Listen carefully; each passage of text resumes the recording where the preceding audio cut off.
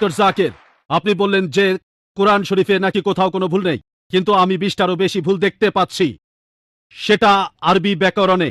এখানে তার কয়েকটা আমি আপনাকে বলছি। ইন্নাল্লাযীনা আমানু ওয়াল্লাযীনা হাদু ওয়াস-সাবিউন, এটা আছে সূরা বাকারায় আর সূরা হাজে। ইন্নাল্লাযীনা আমানু ওয়াল্লাযীনা হাদু ওয়াস-সাবিঈন। এখানে কোনটা ঠিক, সাবেইন নাকি সাবেউন?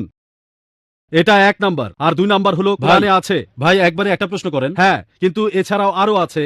সূরা তাহার 63 নম্বর আয়াতে আছে ইন্না হাযানি লাসাহিরান। ভুল। ইন্না হাযাইনি লাসাহিরান। এটার কি ব্যাখ্যা দেবেন? এছাড়াও আমি আরো অনেক ভুলের কথা জানি। ভাই এক্সকিউজ মি, আমরা শুধু একটা প্রশ্ন নিতে পারবো, দ্বিতীয় প্রশ্নটা গ্রহণ করতে পারছি না, কারণ এখানে অনেক প্রশ্নের উত্তর দিতে হবে। ঠিক আছে ভাই, আপনি খুব সুন্দর একটা প্রশ্ন করেছেন। আমি আর একটু সহযোগিতা করতে চাই যে হ্যাঁ, আপনি সবগুলো ব্যাকরণগত ভুলের কথাই বলতে পারেন। আর আপনার হাতের বইটা লিখেছেন আব্দুল ফাদি। আব্দুল ফাদি ঠিক, ইজ দ্য কোরআন ইনফ্যালিয়েবল? আর আমি দেখতে পাচ্ছি, হ্যাঁ আলহামদুলিল্লাহ, ভালো দেখতে ভাই।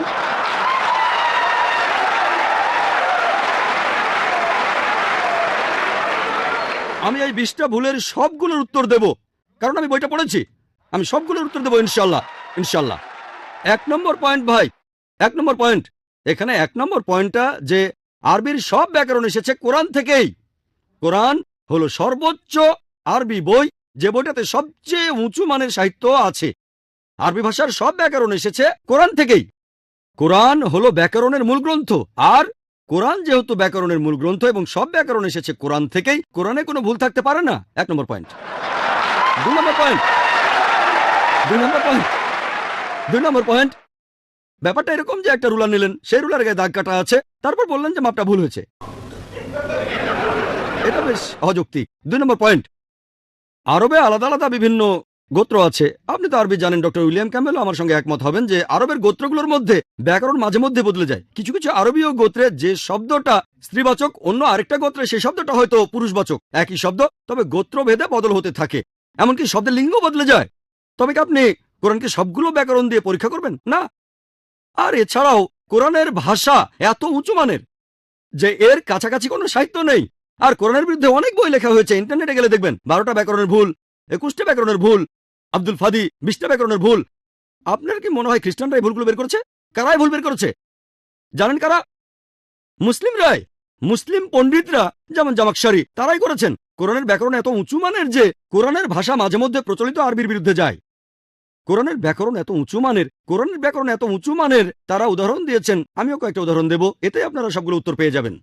তারা উদাহরণ দিয়েছে, পবিত্র কোরআনেই লেখা আছে যে লূত আলাইহিস সালামের গোত্রের লোকজন সকল রাসূলকে অস্বীকার করেছিল। বলা আছে সব নবীকে অস্বীকার করেছিল।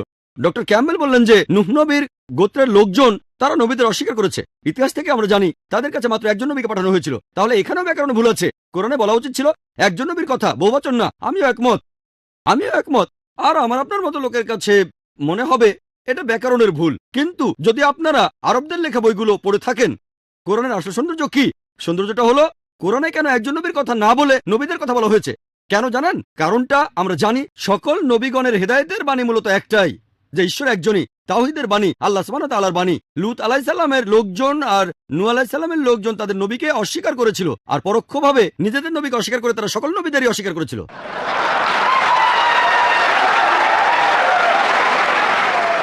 সৌন্দর্যটা দেখেন, ভাষার অলঙ্কার দেখেন, আলহামদুলিল্লাহ।